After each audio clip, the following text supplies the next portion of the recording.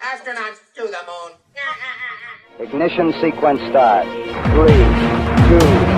1. Houston, we have a problem. Liftoff. We have a liftoff. We copy you on the ground. You got a bunch of guys about to turn blue. What you're seeing here is a mirage. Mirage.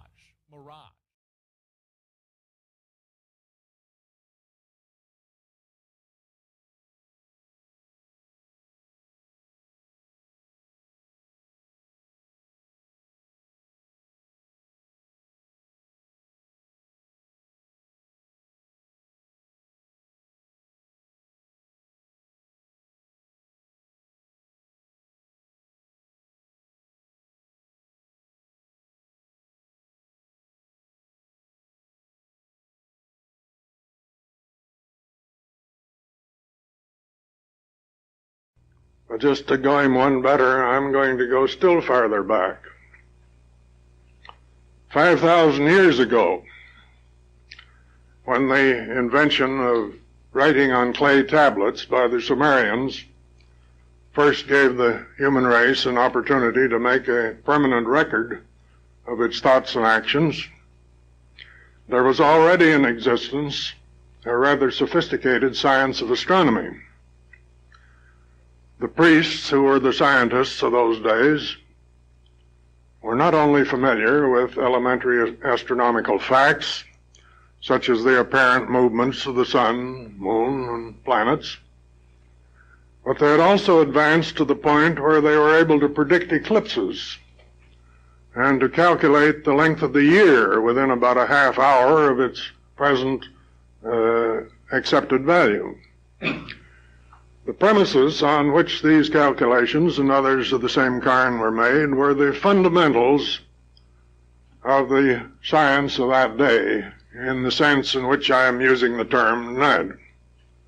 That is, they were the most basic of the relations that were used, the principles that were used by the science of that day. Now, these principles were originally derived by a simple application of what we now call inductive reasoning. That is, they were generalizations from experience. And that is the most reliable method of arriving at scientific principles, fundamental or otherwise. But unfortunately, it's limited by the amount of empirical information that's available and by the extent to which that information has been analyzed. So the result is that an inductive science, such as that of the ancient peoples, has a tendency to fall behind the progress of empirical discovery. And ultimately, it acquires a rather embarrassing accumulation of unsolved problems. Now, that was the situation in Egypt, in Babylonia, and in the Far East about 3,000 years ago. The time was clearly ripe for some new approach, and that was provided by a remarkable group of thinkers that flourished in Greece during the golden age of that country's history. The source of order in the universe, these men said, was mind, and the proper way of arriving at general principles was to apply insight and reasoning. The result of that change in policy was to concentrate attention on the causes of physical phenomena rather than on the phenomena themselves. Where the Egyptians saw only the fact that a rock falls if it's released from a height, the Greeks looked for the cause of the fall. Now, they reasoned that everything must have its natural place. So the rock in falling then was merely seeking for its natural place. In this way, by providing an explanation for what happened, they remedied the chief defect of the previous inductive theories. Similarly, they reasoned, as Professor Meyer indicated, that while the earth is obviously imperfect, the heavens are perfect. And all heavenly motions must then take the perfect form, that of a circle. So the orbits of the planets are undoubtedly circular. Now, observation and experiment were definitely relegated to a secondary position by the Greeks, but they were not disregarded altogether. So when the observation showed that the planetary orbits are not exactly circles, it was recognized that here is an awkward discrepancy that we have to do something about. But one of the strong points of an inventive science, such as that of the Greeks, is that it can easily accommodate new discoveries simply by more invention.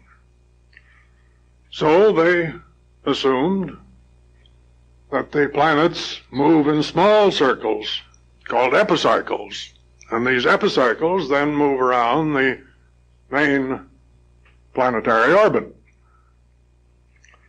Then, when further observational refinement disclosed still more discrepancies, those could be taken care of in exactly the same way, merely by adding more epicycles.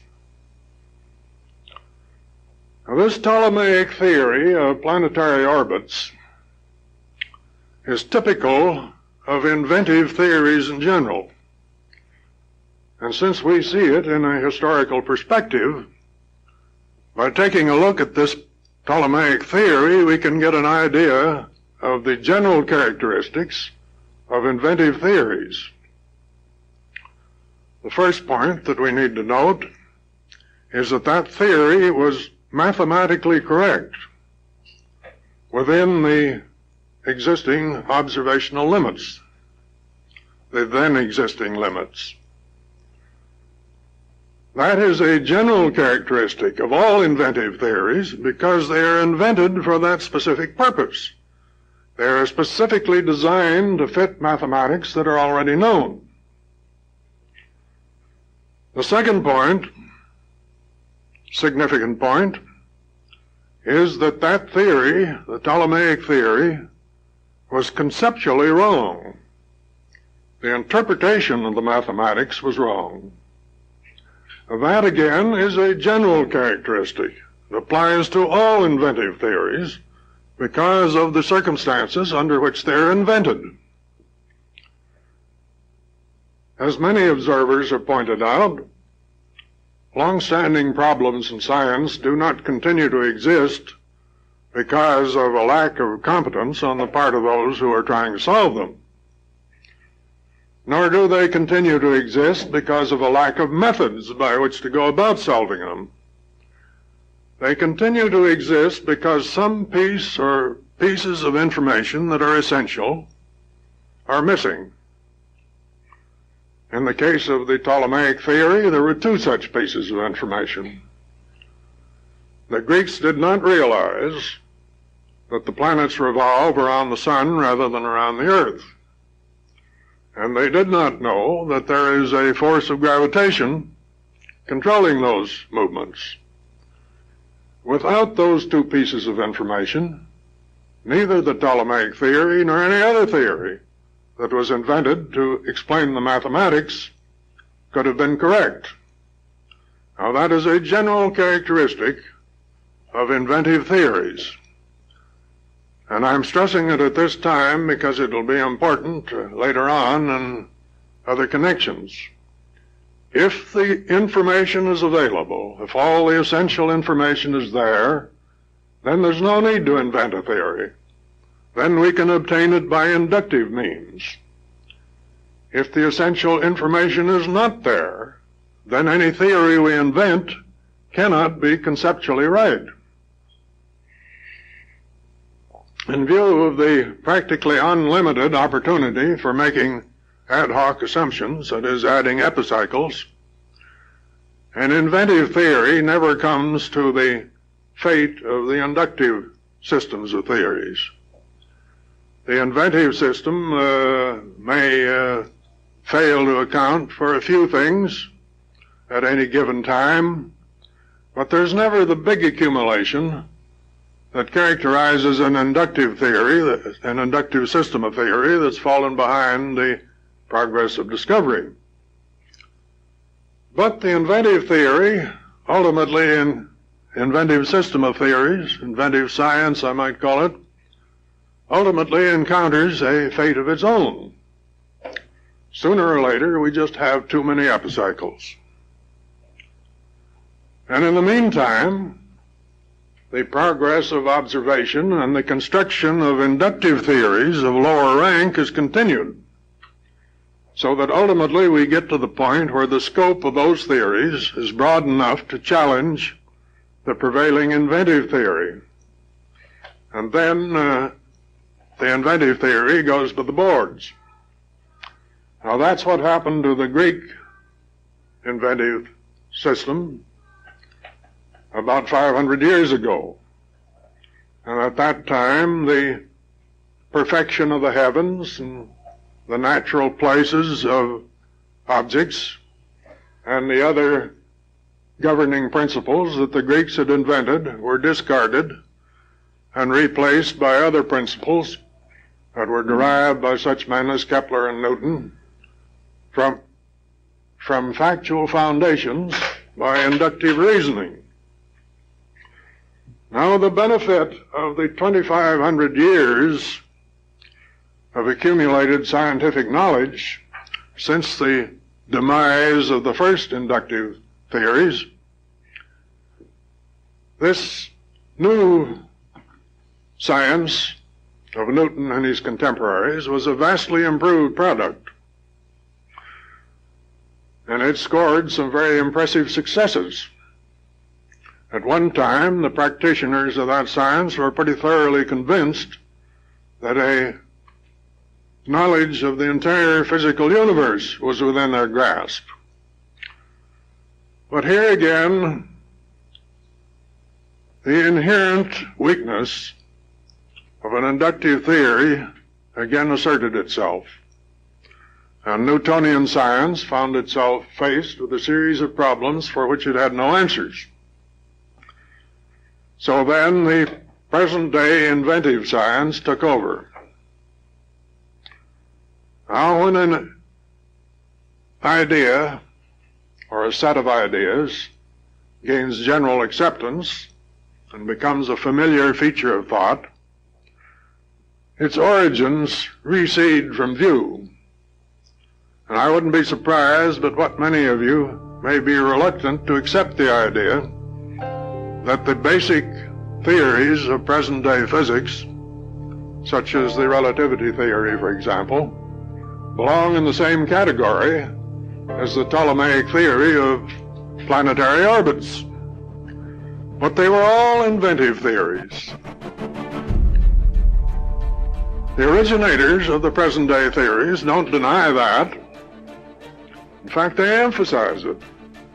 We might even say they glory in it. Einstein told us that pure invention is the only way by which these basic principles can be obtained. And he was highly critical of Newton's attempt to ascertain them inductively. Here's what he said. Newton believed that the basic concepts and laws of his system could be derived from experience. The tremendous practical successes of his doctrines may well have prevented him and the physicists of the 18th and 19th centuries from recognizing the fictitious character of the foundations of his system. Einstein's own view was that the basic concepts and laws of physics, what I'm calling the fundamentals, are, quote, in a logical sense, free inventions of the human mind. He elaborates this view in these statements that I have taken from his book, The World as I See It. Since, however, space perception only gives information of this external world of physical reality indirectly, we can only grasp the latter by speculative means. The theoretical scientist is compelled in an increasing degree to be guided by purely mathematical, formal considerations in his search for a theory, because the physical experience of the experimenter cannot lift him into the regions of highest abstraction. The axiomatic basis of theoretical physics cannot be an inference from experience, but must be free invention. There is a rather general tendency to believe that Einstein and the other architects of modern physics could not have been as casual about the foundations of their system as these words would indicate, that they must have been tied into something, anchored to something solid somewhere. But that's not true. As Rudolf Carnap puts it, they were constructed floating in the air, so to speak. Einstein gives us enough information about the origin of his own theories to make it clear that when he talks about free inventions, he means free inventions, nothing else.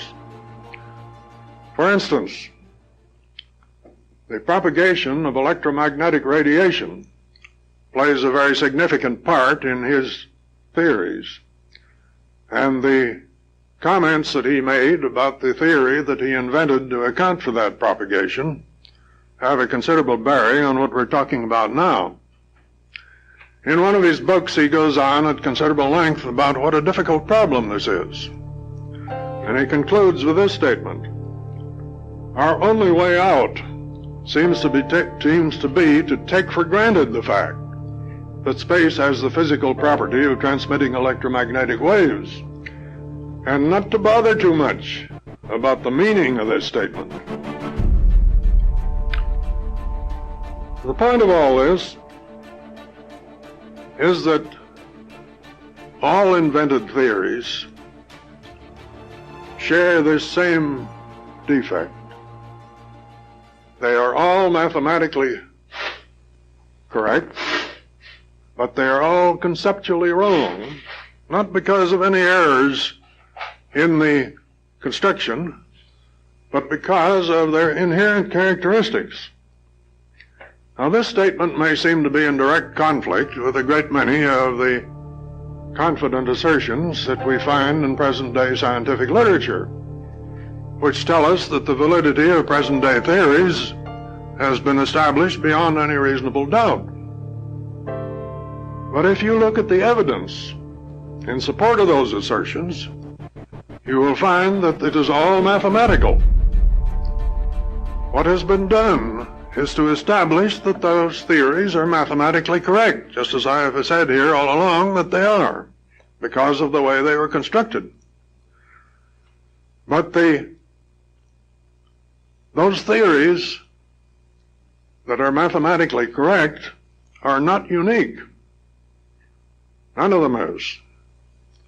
In every case, there are other theories that are also mathematically correct. And as Richard Feynman tells us, we can't distinguish between any two of them on any scientific basis and say which is correct.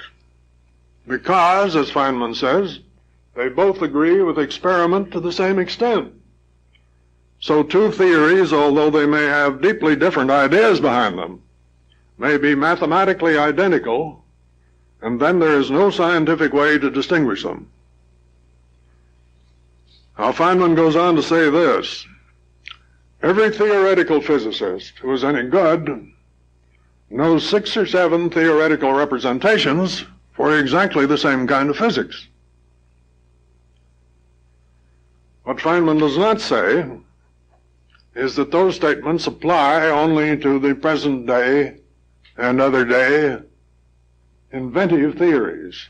They do not apply to inductive theories. That is, theories that have been derived by induction from factual premises. For example, the kinetic theory of gases is a theory that relates the gas laws to the motions of the particles that compose the gas. Now, no one tells us that he has a half a dozen equally valid representations for what the kinetic theory tells us. In fact, there's not another one alternative, because the kinetic theory is an inductive theory that's tied into the facts both mathematically and physically, so that it's both conceptually and mathematically correct, whereas the inventive theories are correct mathematically only. Now that raises an interesting philosophical question as to whether there's actually any net gain by using these inventive theories during a period when we would otherwise have no theories at all to account for some important physical phenomena. Actually, we don't need them. We could equally well use the mathematical relations that we have without any theoretical explanation. So the whole thing boils down to a question as to whether there is any better to have a wrong theory than no theory at all. Now, there's a very widespread belief that that's true, that it is better to have a wrong theory. It dates back at least to Francis Bacon.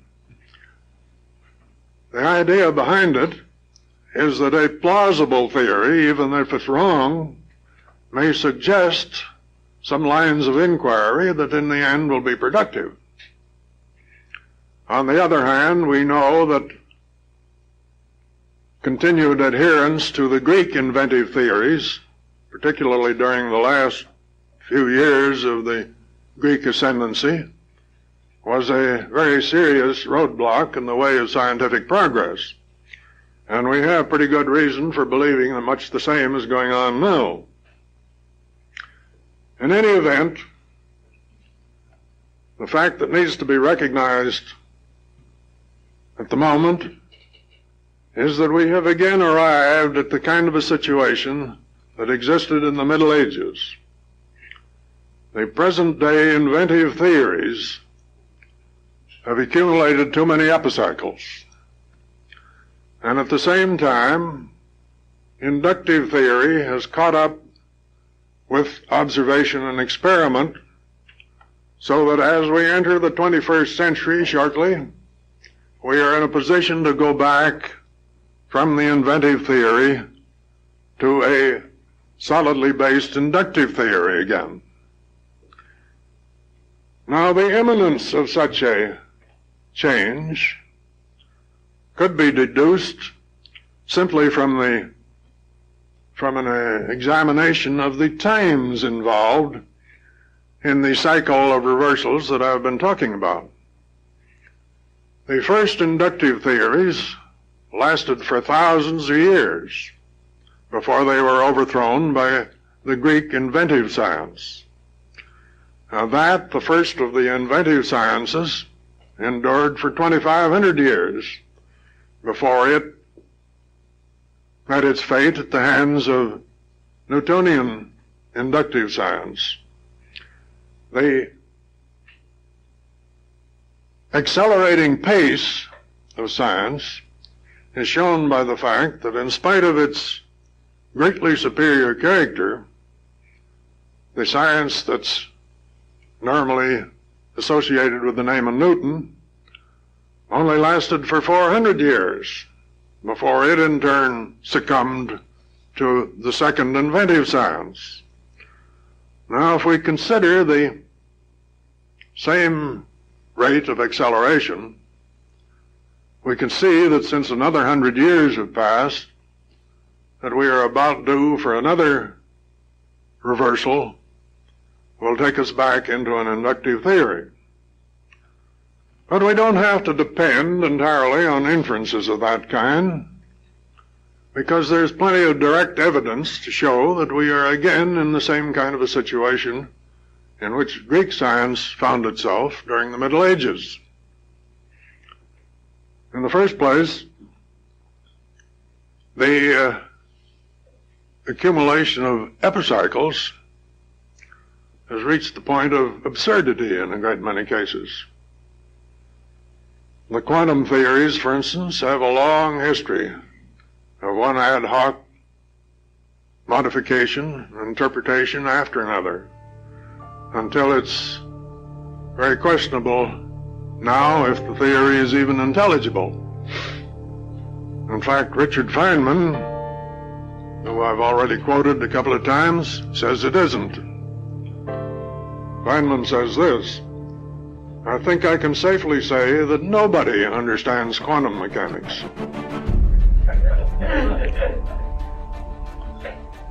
The situation in the field of atomic structure is much the same. The favorite pastime there these days is inventing properties for the elusive particles called quarks. Now, nobody has seen or otherwise observed a quark, or anything that could be a quark. In fact, the most urgent problem for the theorists right now is to invent some theory by which it can be said that the quarks are inherently unobservable. But nevertheless, we are told just what kind of quarks can exist and what their properties are. Such interesting properties as color, charm, and so on. In order to fit this situation into the proper perspective, let's bear in mind that not only are the quarks themselves unobservable, but the particles that are supposed to be constructed out of quarks have never been observed either. Now, it's true that those particles are given some familiar names, such as electron, for instance. But the hypothetical electron, constituent of the atom, has a totally different set of properties from the observed electron, and there's actually no adequate justification for calling them by the same name. The same is true of the other hypothetical constituents. The hypothetical neutron constituent of the atom, for instance, has to be stable, whereas the observed neutron is very much unstable. The truth is that there is no definite evidence that the atom is constructed of particles at all.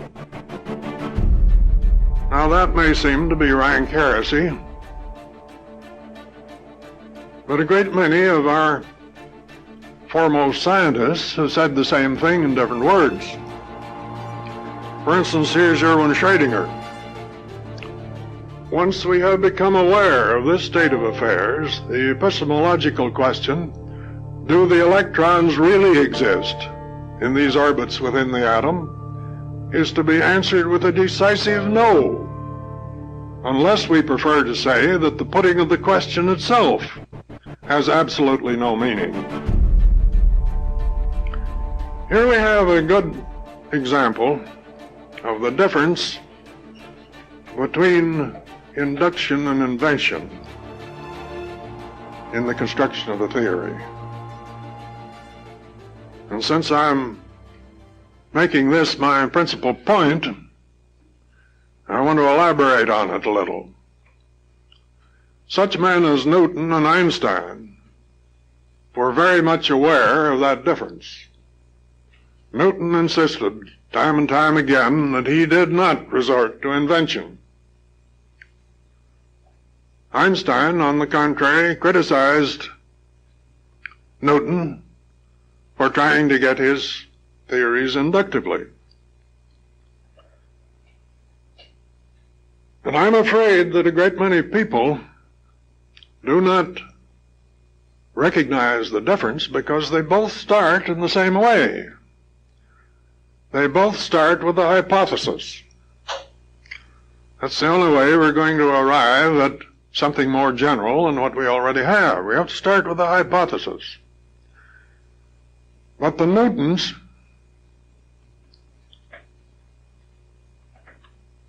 look upon that hypothesis as something to be tested.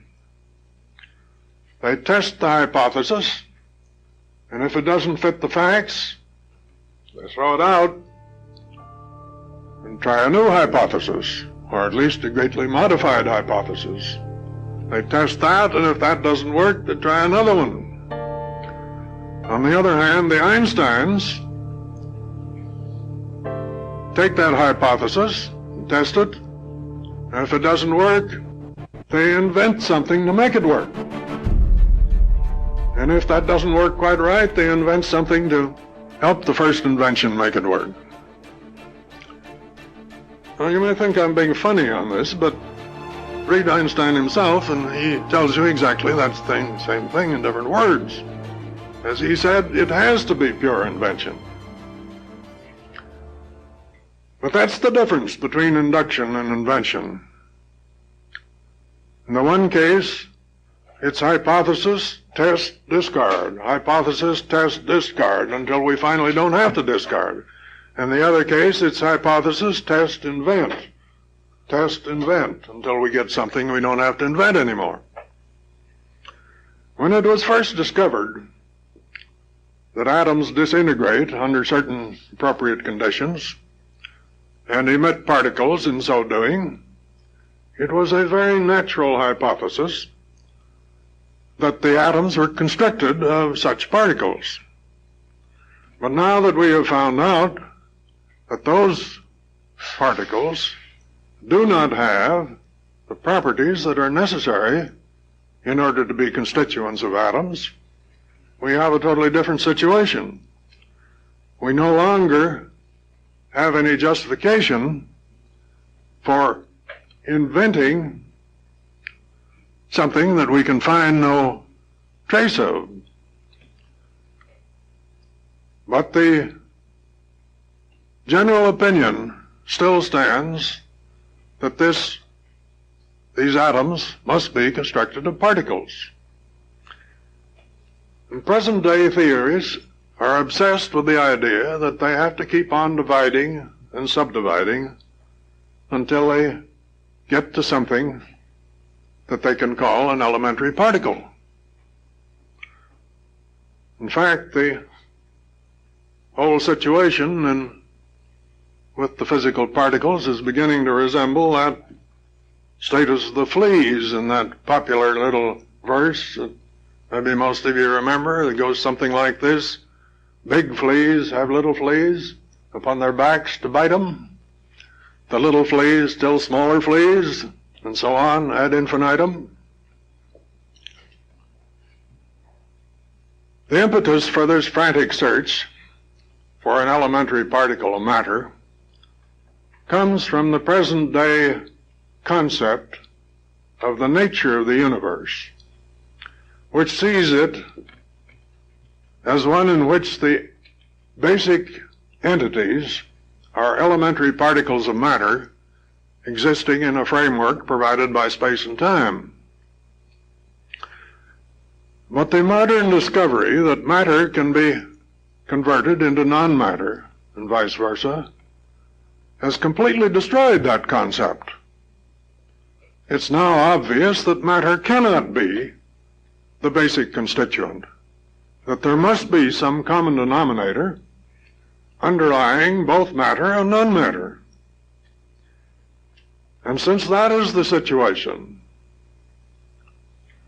there must be some level below which matter does not exist, and that which exists is this common denominator, whatever it is. For the moment, let's call it X. This again is nothing particularly heretical. Some of our foremost scientists have emphasized it quite strongly. Heisenberg, for instance, is very clear on the subject. He's tried to figure out what this entity X could be. He suggests energy, but he has no idea, he admits, or did admit, how energy could fit the bill. So I'll return to this question of the identity of X a little bit later. In the meantime, let's consider further this question of inventive versus inductive theories and how they stand now. At the beginning of this century, when the modern inventive theory took over from Newtonian inductive science, the necessary information for constructing an inductive theory that would account for the new discoveries that had been made around that time was entirely inadequate.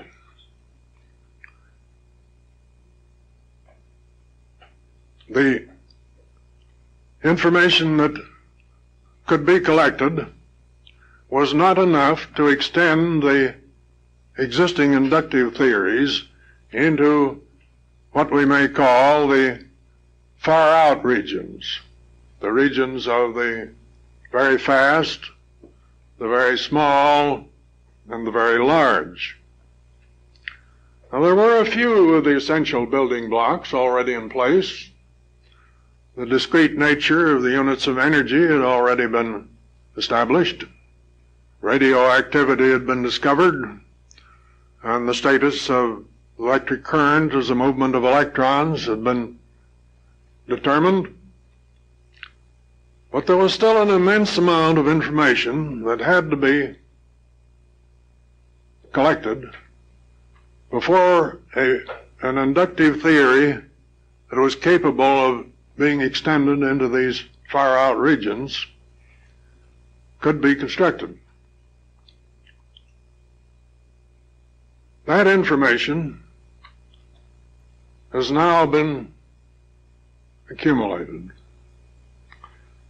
And the final inductive step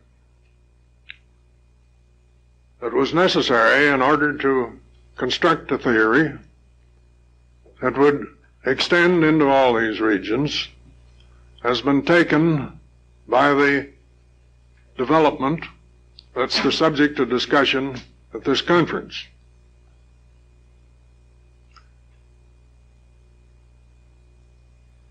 That development, like a great many other results of scientific research, was a totally unexpected result of a project aimed at an entirely different objective. The original objective was to construct a theory or some means whereby physical properties could be calculated from the chemical composition. In some respects, that's not a very good subject for examination because it's been very thoroughly combed over by previous investigators. But on the other hand, it's also something that has a definite answer, because obviously those chemical properties or those physical properties are determined by the chemical composition.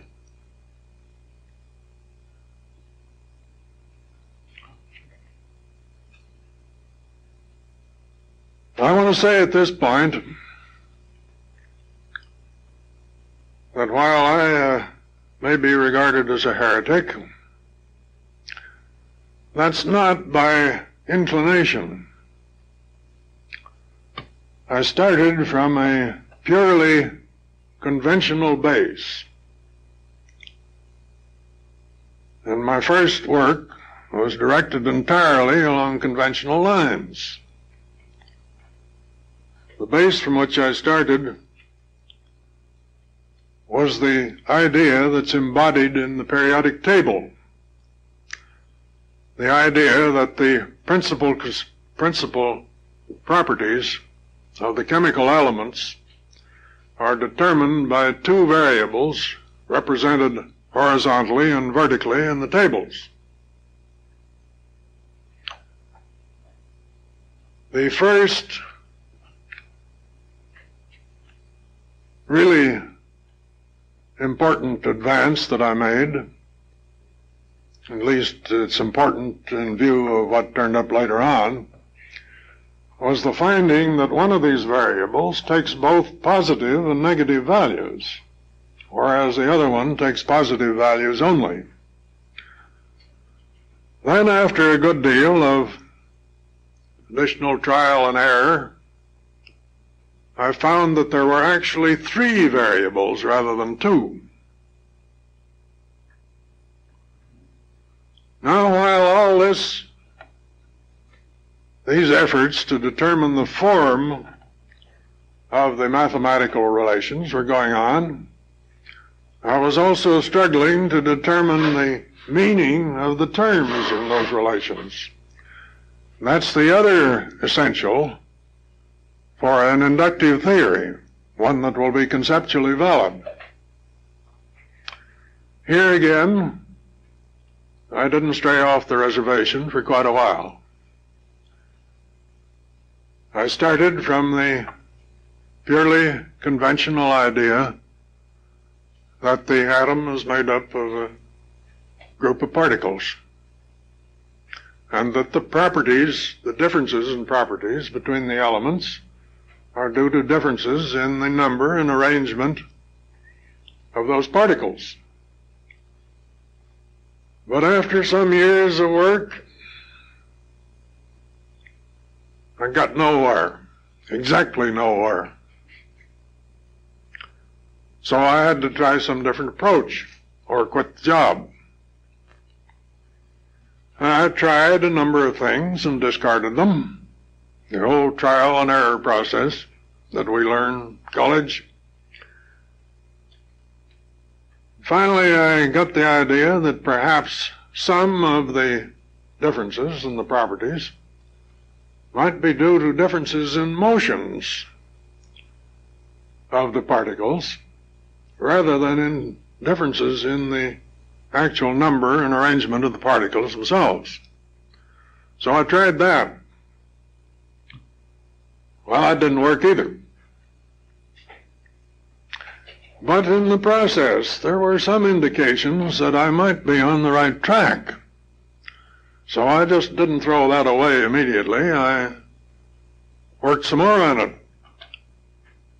And as I worked on it, it became evident that the more emphasis I put on the motions and the less emphasis I put on the number of particles, the more these indications were that I was getting somewhere.